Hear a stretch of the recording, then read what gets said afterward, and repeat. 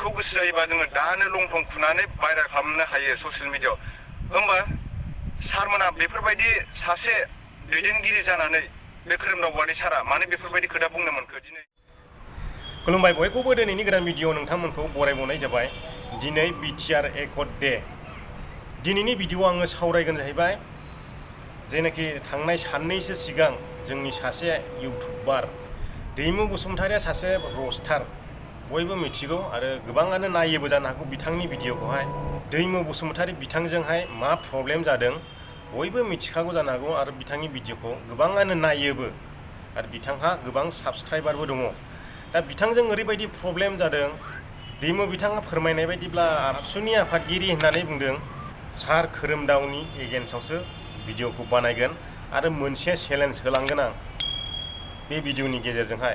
जुदि मावनानै देखायनो हायोब्ला नोंथांमोना भिडिअखौ जोबजासिम नायलां आरो खोनासंलां आं मा बुंनो फैदों। माने आं बे बाथ्राखौ खोनानाय लोगो लोगो ओरैबायदि दुखु मोनदों, रागाबो जोंदों। आङो बेखौ एबसु आफादनि खामानि होननानै गनाया। मानोना मोनसे आफादना गोथार आफाद, मोनसे आफादना बेबायदि गाज्रि आखुनि खामानि मावनो हाया। बिनि थाखायनो आं सानादि बियो मोनसे जोंनि आबसु आफादनि खामानि होननानै आं साना। आरो जुदि गमामायैनो आबसु आफादनिफ्राय मावमारदोंब्ला, जुदि मावथारमारदोंब्ला आंनि साननायावहाय बिनि सिगां गोबां चेनेलफोरखौ, गोबां फेसबुक पेजफोरखौहाय बिजिरग्रोनांगौनि गोनांथि दङ आरो बिनि उनावसो दैमुनि नाम्बाराव फै। बे खोरोमदाव सारनि जेनाखि खामानि मावदों, मबाइल सिख'नानै लाबोदों, बियो मोजां खामानि जायाखै। दाखाय दाखाथि बे खामानियावसो गोग्लैदों बियो। मानोना रावहाबो रावनिबो सम्पथियाव आखाइ होनो मोन्थाय गैया, आं बेखौसो बुंनो सानो। आरो खोरोमदाव सारा बुंबावदों दि दैमु बिथांखौहाय गोसो जायोब्ला लंथं खुनानै आंबो नोंखौ खेबनानै ससियेल मिडियाआव हगारनो हायो। मोनसे आफादनि दैदेनगिरि, सासे लिडार होननानै मानियो जोङो बिखौहाय। बे लिडारनि खुगायावहाय बेफोरबायदि राव खोनाफेराखैमोन आं दिनैसिमबो, नाथाय दिनै खोनाबाय खोरोमदाव सारनि खुगानिफ्राय। बिथाङा गावनिफ्राय फंनैसो राव क्रिएट खालामनानै बेयाव सोसननाय जादों आरो एन्टारटेनमेन्टनि थाखाय। नाथाय बेखौ लानानैनो ओरैबायदि टर्चार खालामदों, ओरैबायदि मेन्टेलि टर्चार खालामदों दैमु बिथांखौहाय। नाथाय बेयावहाय जोंनि माखासे इउटुबारनि एगेन्स्टलिसो खोथा बुंनायखौ नुनो मोनदों। मानोना बे इउटुबारनि एगेन्स्ट खोथा बुंनायनि जाहोनानो जाहैबाय, जेरै जोंनि बर'नि पलिटिकेलखौनो बुंनोसै आं, बर'नि पलिटिकेलखौ लानानै बुंनोसै आं। बर'नि पलिटिकेलाव दिनैहाय गोदान केन्डिडेट ओंखारनानै फैयोब्ला, जेब्ला भटनि केन्द्र सफैयो, भटनि सम सफैयो, अब्ला भटनि केन्डिडेट गोदानै ओंखारनानै फैयोब्ला बै फुराना केन्डिडेटफ्रा मा सानो, आरे साला सुवाना फैबावलायबाय, जोंनि भटखौ लांबावसिगोनलायो आरो डिभाइड खालामबावसिगोनलाय जोंनि भटखौ, बेफोरबायदि जोंनि पलिटिकेलनि केन्डिडेटफ्रा सानो। थिग बेबायदिनो जोंनि इउटुबारफ्राबो बेफोरबायदि सानग्रा दङ। आरो इउटुबाव सासे गोदान फैबावलायबाय, बे जोंनि भिउस साबस्क्राइबारखौ सिख'सिगोनलायलै, खम जासिगोनलाय जोंना भिउसआ, बेफोरबायदि सानग्रा दङ। बेनिखायनो माखासे इउटुबारजों लोगोसे होआ। मानो होआ? बै साबस्क्राइबार भिउसनि थाखायनो होआ। इउटुबारनि एगेन्स्टआवसो भिडिअ बानायो। बियो इउटुबारनि एगेन्स्ट बानायजाग्रा नङा। बियो माब्ला आंजोंबो जानो हागौ, नोंजोंबो जानो हागौ, बै गुबुन सासेजोंबो जानो हागौ। बुजिदोंना आंनि खोथाखौ? आङो खोरोमदाव सारखौ बुंनो सानो, बेयावहाय जोंनि गोथार एबसु आफादनि पावारखौहाय पार्सनेलियाव बाहायब्ला जानाय नङा। बे सासेयाव मानसि बासिहाय पार्सनेलि बाहायब्ला जानाय नङा। बे बाथ्राखौ खोनानाय लोगो लोगो आं दुखु मोनदों। बेफोरबायदि खालामनाङामोन, मालायनि मबाइलखौ बेफोरबायदि सिख'नाङा। आरो मोन्थायबो गैया सिख'नो। नोंसोरहा लिडार हिसाबैहाय जोंखौ बुजायनायनि मोन्थाय दङ। खोरोमदाव सार, नोंहा आफादगिरि हिसाबैहाय जोंखौ बुजायनाय, बादा होनायनि मोन्थाय दङ। नाथाय बेफोरबायदि गुबुननि सम्पथियाव आखाइ होनानैहाय सेना लांनो नोंहा मोन्थाय गैया। बियो सिदा खोथा। आङो गेदा गिदि बाथ्रा रायज्लायनो रोङा। आङो जा बुंनांगौ सिदा बुंगोन, गालानि फिसा थाल्ला।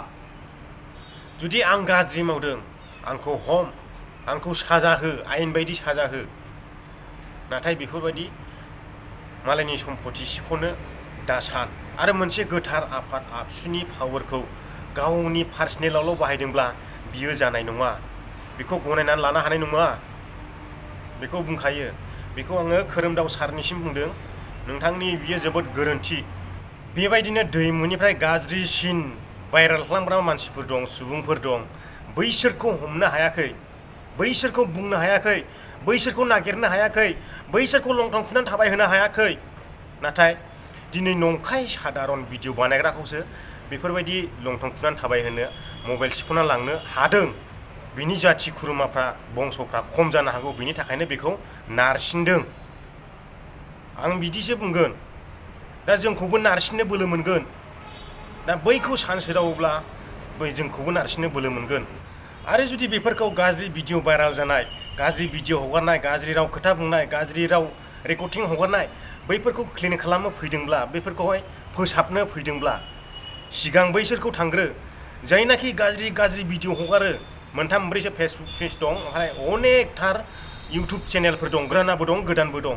ओरैबायदि गाज्रि गाज्रि भिडिअ हगारो, बैफोरखौहाय नायाखै, बैफोरखौहाय आखायाव मबाइल लाना हेसो नायनानै मिनिबाय थादों, बैफोरखौहाय एक्सन लायाखै। नाथाय नंखाय रस्टार, नंखाय भिडिअ खालामग्राखौसो दिनै आखायाव लानानैहाय बेखौ मेन्टेलि टर्चार खालामनायखौ नुनो मोनदों। नाथाय सारादि मोनसे खोथा बुंदोंमोन, मिस्टार दैमुखौहाय गोसो जायोब्ला लंथं खुनानै थाबायहोनो हायो। नाथाय आं बे खोथायाव चेलेन्ज होलांगोन नोंथांखौहाय, जोंनि बर'खौ गुबुन हारियाबो गोबां रस्टिं खालामबाय, रस्ट खालामबाय आरो गाज्रि गाज्रि भिडिअ। जोंनि बर' हारिनि अनगायै गुबुन हारिनावबो गोजान गोजानावहाय जोंनि बर'नि भाइराल भिडिअआ रस्ट खालामजाबाय, शेयार खालामजाबाय, आपल'ड होजाबाय। आरो जोंनि बर'नि गेजेरावबो गोबां गाज्रि चेनेल दं। सोरबा बिमादैजों रेप खालामनायनि एक्टिं खालामनानै रेकर्ड खालामनानै हगारो, सोरबा कल रेकर्ड गाज्रि गाज्रि लेथ्रा लेथ्रा राव रायलायनायनि हगारो, आरो सोरबाया लाजाथावै भिडिअबो हगारो। आरो मोनथाम मोनब्रैसो फेसबुक पेज दं, बैफ्रावबो गाज्रि गाज्रि 15 सेकेन्ड 20 सेकेन्ड खालामनानै हगारबाय थायो।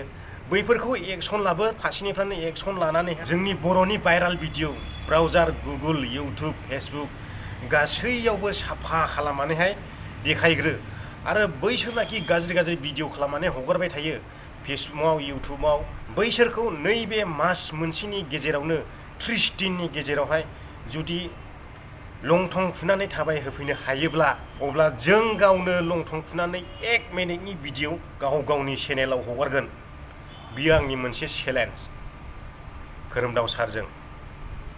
बैसोर जुदि गाज्रि भिडिअ भाइराल खालामग्रा, गाज्रि रेकर्डिं भाइराल खालामग्रा, बैफोरखौ जुदि लंथं खुनानै 30 दिननि गेजेरावहाय थाबाय होफैनो हायोब्ला, मा बैसोरल' बै गाज्रि भिडिअ आपल'ड होग्राल', जोंबो लंथं खुनानै थाबायनानै गाव गावनि चेनेलाव आपल'ड होगोन।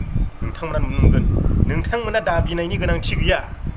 जुदि बैफोरखौ क्लिन खालामजोबनानैहाय होनो हायोब्ला, मोनसेबो नुनो मोना, गुबुन हारियानो होन, गुबुन जाथियानो होन, गुगोलानो होन, फेसबुकआनो होन, जोंनि जाथियानो होन, मोनसेबो गाज्रि भिडिअ भाइराल भिडिअ जोंनि बर'नि नुनो मोननाय नङा। फारसेनिफ्रायनो साफा जाजोबनांगोन। बैफोरखौ एक्सन ला आरो जोंनि सिगाङाव दिन्थि, आरो बैफोरखौ क्लिन खालामजोब, साफा खालामजोब। जुदि हामारोब्ला जों बे खामानिखौ गावनो मावगोन। नोंथाङा दि बुंदोंमोन लंथं खुनानै थाबायहोनो हायो होननानैहाय, जों बे खामानिखौ नोंथाङा खालामनांलाया, जोंनो खालामना लागोन। नोंथाङा जुदि मावनानै होनो हायोब्ला, बेखौ मोनसे आंनि गिदिर चेलेन्ज बियो। जुदि हायोब्ला, नंखाय भिडिअ बानायनायाव बेफोरबायदि खालामलायदोंब्ला आरो बेफोरबायदि लंथं खुनानै थाबायहोनो नागिरलायदोंब्ला, नाथाय जोबोद लाजिथाव बाथ्रा सासे दैदेनगिरिनि खुगायाव बेफोरबायदि राव ओंखारनाया। जोंखौ बुजायनो नालागे आरो गाज्रि सोदोबसो जोंनि गोरबोआव सोना गालाङो। अब्ला जों दैदेनगिरिखौ रेसपेक्ट खालामनायनि माथो लाब? जेबो लाब गैया। आरो आं जोबथारनायाव बेखौनो बुंलांबावनो सानो, नोंथाङा दि एफआइआरबो होनो नागिरदों बिनि सायावहाय, नाथाय गावखौनो रोंगौ रागौ होननानै इसिबां दादिन्थि। बै थानायाव जिरायनाय मानसिफ्रा नोंनि थाखायल' जिरायाखै, बै कर्टआव जिरायनानै थानाय मानसिफ्रा नोंनि थाखायल' जिरायाखै। नाथाय रोंगौ होननानै बेफोरबायदि बांद्राय दाबाहाय, मालायखौ बांद्राय अयथासार दाखालाम। ओइ कर्टआ जों गासैबो रायजो राजानि कर्ट, जों गासैबो बेयावहाय थांनो हायो, बुंहैनो हायो। नाथाय नोंथाङा गाव गोरों होननानै रोङि मानसिफोरखौ नारसिननो नाङा, नासयनो नाङा।